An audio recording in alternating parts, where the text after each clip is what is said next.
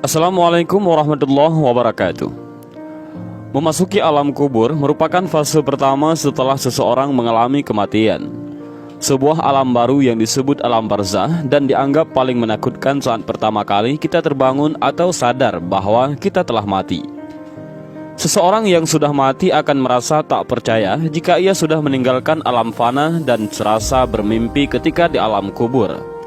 Digambarkan jika seseorang yang baru satu hari meninggal seperti mengalami mimpi jika dia belum mati, tetapi sebenarnya sudah memasuki alam barzah. Disebutkan ketika seseorang yang mengalami kematian dan kemudian memasuki alam kubur, maka pertama yang akan datang adalah malaikat mungkar dan nangkir. Kedatangan malaikat mungkar dan nangkir di alam kubur ini pun digambarkan dengan cukup menyeramkan bagi mereka yang banyak melakukan maksiat semasa hidup. Tetapi akan nampak menawan bagi mereka yang semasa hidupnya taat di jalan Allah.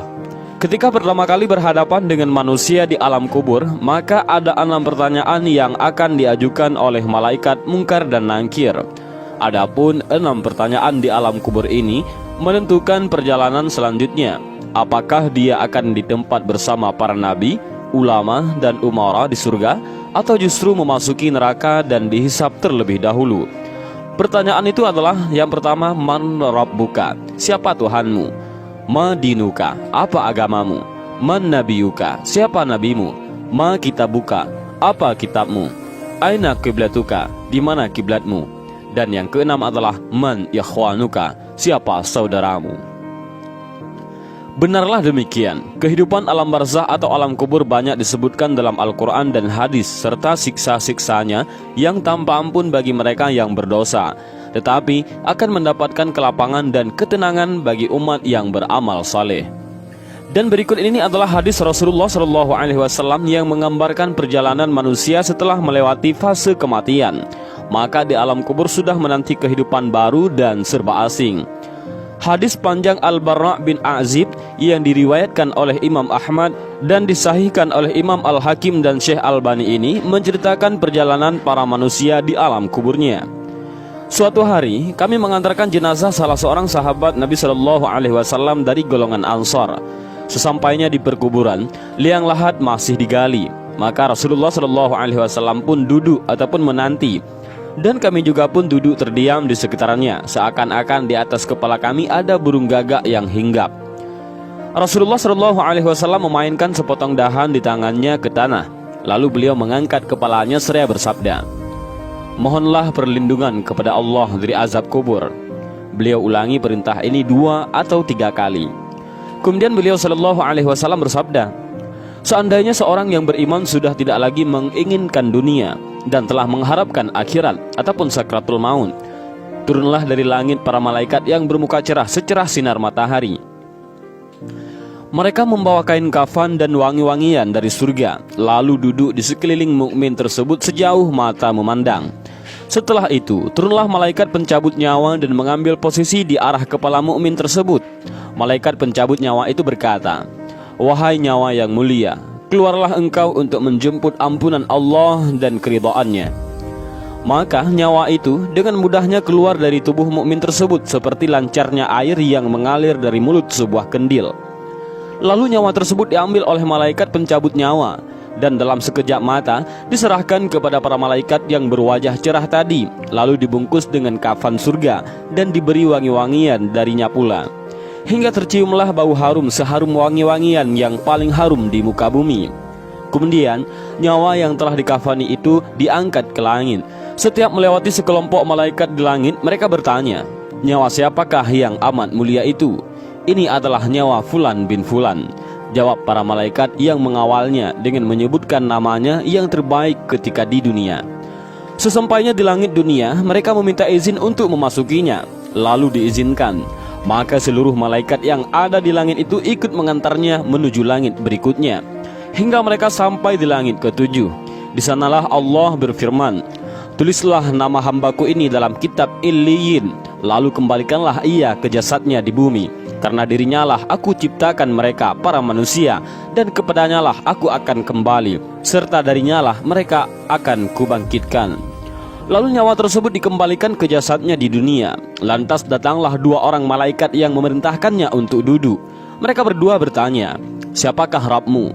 "Rabbku adalah Allah," jawabnya. Mereka berdua kembali bertanya, "Apakah agamamu?" "Agamaku Islam," sahutnya. Mereka berdua bertanya lagi, "Siapakah orang yang telah diutus untuk kalian?" "Beliau adalah Rasulullah SAW," jawabnya. "Dari mana engkau tahu?" tanya mereka berdua. "Aku membaca Al-Quran, lalu aku mengimaninya dan mempercayainya." Tiba-tiba terdengarlah suara dari langit yang menyeru, "Jawaban hambaku benar, maka hemparkanlah surga baginya, berilah dia pakaian darinya, lalu bukakanlah pintu ke arahnya." Maka menghembuslah angin segar dan harumnya surga memasuki kuburannya, lalu kuburannya diluaskan sepanjang mata memandang. Saat itu datanglah seorang pemuda asing yang amat tampan, memakai pakaian yang sangat indah dan berbau harum sekali, seraya berkata, "Bergembiralah, inilah hari yang telah dijanjikan dulu bagimu." Mukmin tadi bertanya, "Siapakah engkau?" "Wajahmu menandakan kebaikan." "Aku adalah amal solehmu," jawabnya. Si mukmin tadi pun berkata, "Wahai Rabbku, segerakanlah datangnya hari kiamat, karena aku ingin bertemu dengan keluarga dan hartaku." Adapun orang kafir, di saat dia dalam keadaan tidak mengharapkan akhirat dan masih menginginkan dunia, turunlah dari langit malaikat yang bermuka hitam sambil membawa kain mori kasar. Lalu mereka duduk di sekelilingnya.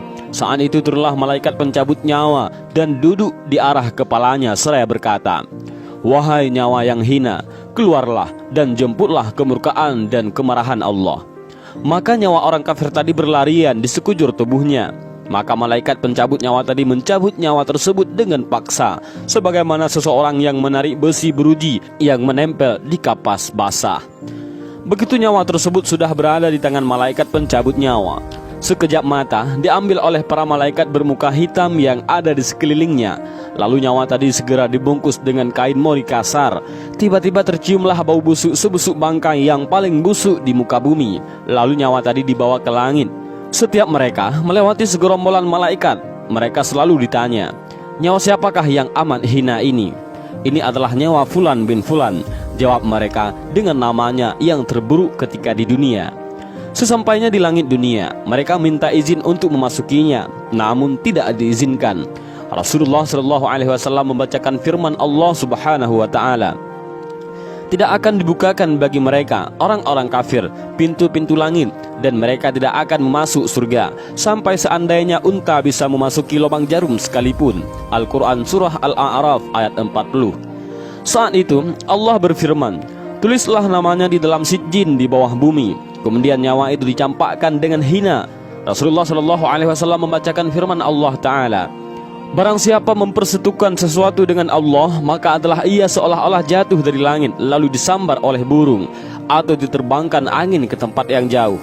Al-Quran Surah Al-Hajj ayat 31.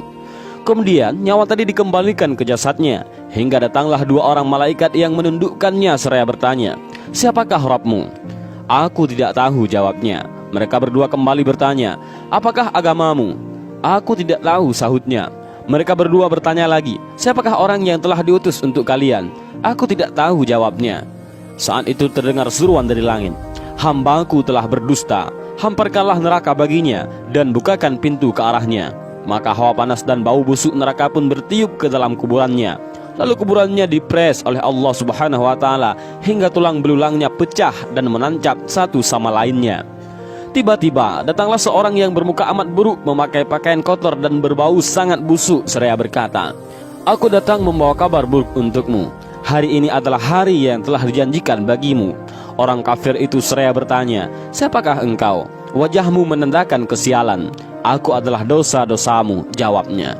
"Wahai Rabbku, janganlah engkau datangkan hari kiamat," suruh orang kafir tadi. Dan hadis panjang ini diriwayatkan oleh Ahmad dalam Al-Musnad dan disahihkan oleh Al-Hakim dalam Al-Mustadrak dan oleh Albani dalam kitab Ahkamul Janaiz.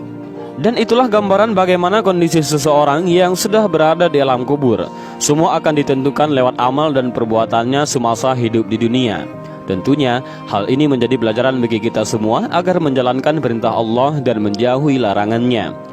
Lantas bagaimana dan apa yang harus kita lakukan untuk menghadapi kematian? Maka perbanyaklah amal ibadah. Bahkan agar terbebas dari siksa alam kubur dan bisa menjawab 6 pertanyaan itu, selain menjalankan semua perintah Allah dan menjauhi segala larangan Allah, maka kita harus tetap memanjatkan doa. Dan ini adalah doa agar terlepas dari siksa alam kubur yang diajarkan oleh Rasulullah SAW, yaitu Allahumma inni a'udzubika min adzabil qabri wa min adzabin nar wa min fitnatil mahya wal mamati wa min fitnatil masiihid dajjal. Yang artinya adalah, ya Allah, aku berlindung kepadamu dari azab kubur, azab neraka, cobaan hidup dan mati, dan fitnah dajjal yang terhapus dari rahmat Allah. Dan inilah sedikit gambaran alam kubur dan 6 pertanyaan di alam kubur yang menentukan seseorang muslim bebas dari siksa menuju akhirat.